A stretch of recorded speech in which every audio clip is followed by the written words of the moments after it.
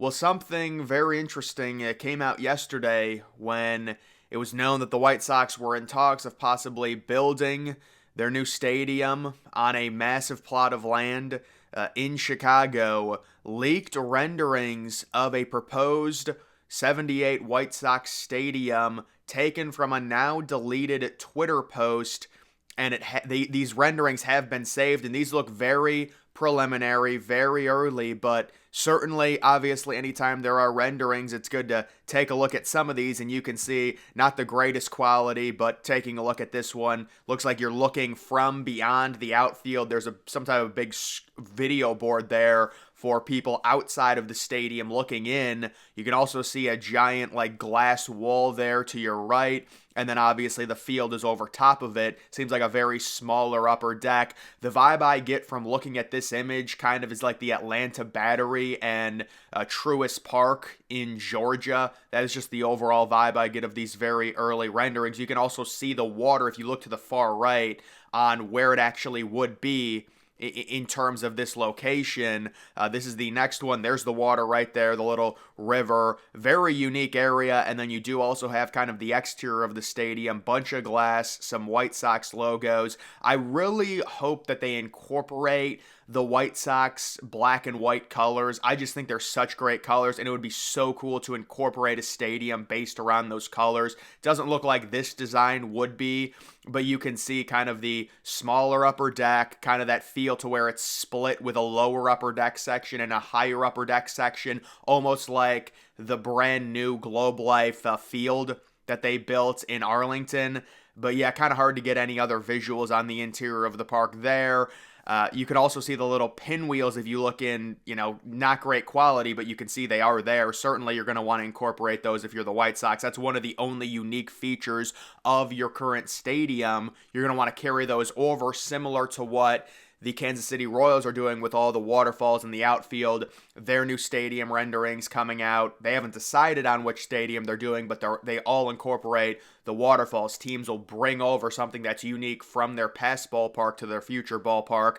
But yeah, I just get the vibe. It's kind of like Truist Park, the way this stadium is modeled. Maybe a capacity of 40,000, maybe slightly smaller. And then here's another one. Just gives you kind of an outline of where it would be, surrounded by buildings. Certainly, I'm guessing there's a stadium district within that, pretty much guaranteed if it's 62 acres. They're going to want that for sure, especially if you're talking about this stadium being built in 2030. I mean, if you're building a stadium now without a stadium district, it's extremely rare. So those surrounding buildings probably are all incorporated to the stadium, giving kind of a, vibe of a community feel to it. But yeah, kind of hard to even see what's going on in that image. But those were the three main early renderings we saw, and who knows, it could be completely different than that, but at least that gives us a little bit of an outline of what the potential stadium could look like. It is interesting. There is no sign of any type of retractable roof, any type of overhang or anything like that, which is originally what was thought to be rumored. Now, the rumor that I had heard was they were going to move to a suburb and build some type of retractable roof stadium, but just looking at that, doesn't look like it's happening. Of course, they're going to want to put a huge emphasis, and we didn't see in these renderings any type of view looking over all the skyscrapers, because that's one of the big things. They're moving to this area. It's going to be an amazing view, and the problem with a retractable roof, it might limit that view, so maybe they do decide to go with an open stadium. Of course, there are a lot of questions. Should we really be talking about a new home for the Chicago White Sox? A lot of people wondering, is their current stadium really that bad? Their owner is 87 years old. When he dies, he's instructed his kids to put the team up for sale. Could this be a ploy with the lease coming up to make the White Sox more attractive and worth more money if they're situated in a better area? And it seems like the lease is going to be used as a bargaining chip by the White Sox ownership brass to keep the White Sox in Chicago while also trying to get some type of public money, although it's been very hard to come by for the Chicago Bears in terms of building their new stadium, and also even the Chicago Cubs when they renovated Wrigley Field, hard to get public money. So this will be interesting. I would imagine this is a situation where the lease is upcoming. Is it perfect timing? This stadium's not too old. Certainly when you build a new stadium, you're going to want it at least to last a minimum of 40 years. If if we're being completely honest. The only thing I'll say in defending if the White Sox do decide to move, it's kind of a double whammy. Normally what happens after about 20 to 25 years, you'll get a big time renovation of about $200 or $300 million. The ownership obviously does not want to invest into this area where the White Sox currently are, so they're saying, look, instead of doing some renovation, spending more money and committing to this area that we clearly don't like and we can't develop the way we want to for the next 15 to 20 years, because if you're going to renovate a stadium for around $200 to $300 million, you're committing to that stadium for at least 12, 15 years minimum. They don't want to do that, so it's like they're moving a little bit early for sure. This ballpark should theoretically have more of a lifespan on it, but it's a situation where they realize that let's just bite the bullet. The lease is coming up. Maybe the ownership tries using that as a bargaining chip to get some type of taxpayer dollars. We already saw them, the White Sox team president meeting in Nashville with the mayor there. So could they potentially be trying to use, we're going to leverage possibly moving to Nashville or moving to another city to try and get more public tax money? It'll be interesting to see what ends up happening, but either way, this is a massive area of land, and those original renderings, I'm not that jazzed up about it. I mean, there were people that were like, wow, those are so cool. Yeah, I don't really, I mean, they look okay. It's hard to really get a gauge on it because they're not too intricate. I guess I like the glass exterior, but in general, if I was designing, a White Sox stadium, I would really want to incorporate the black and white team colors. I just think the colors are amazing and extremely unique to any MLB team, and I would want to have those incorporated in some ways. And then obviously the pinwheels, there's things you can do with modern stadiums. It does seem like that new upper deck look where it's cut, the top section and the lower section, that is the style that a lot of these stadiums are doing. When you look at the different ones that have been designed recently, the Texas Rangers, the Atlanta Braves, they're smaller upper decks and they cut them into two sections.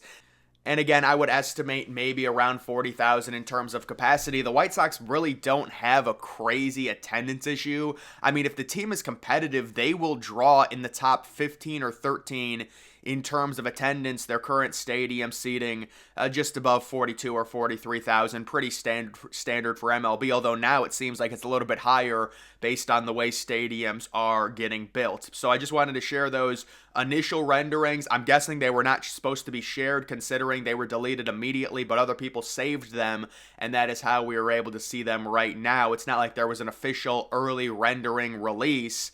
These were probably just like behind the scenes. I mean, I'm sure the Las Vegas A's stadium has renderings ready, but they just haven't released them. Unfortunately, those have not gotten leaked, so we can't see what those are. But teams probably have a lot of renderings that they have saved up that they never released to the public. We were just fortunate enough to have these leaked out, and we can at least see what a potential stadium could look like, an open stadium. And yeah, it does seem like they're probably going to go with an open stadium to utilize that beautiful view of all the skyscrapers of Chicago, and also right along the river. It is a cool location for sure in terms of that. One of the largest undeveloped land parcels in Chicago. 62 total acres, ballpark district, and maybe the White Sox ownership possibly looking to sell at some point in the future. This would make their team a lot more attractive, and also it's a timing thing like I explained. They're not going to, Guaranteed Rate Field theoretically is due for a big renovation. This is when you would renovate it for $200 or $300 million, and you would stay there for another 15 to 20 years,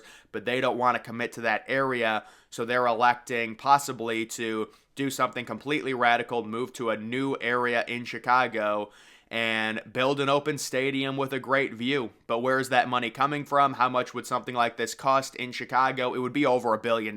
Any stadium, any MLB or NFL stadium is over $1 billion at this point, just based off of inflation alone. Any stadium you're building with a capacity of 40K in North America is going to be over $1 billion. Now, I have seen a few projects like the Calgary Flames. They're at around, I think, $930 million for their potential new NHL arena.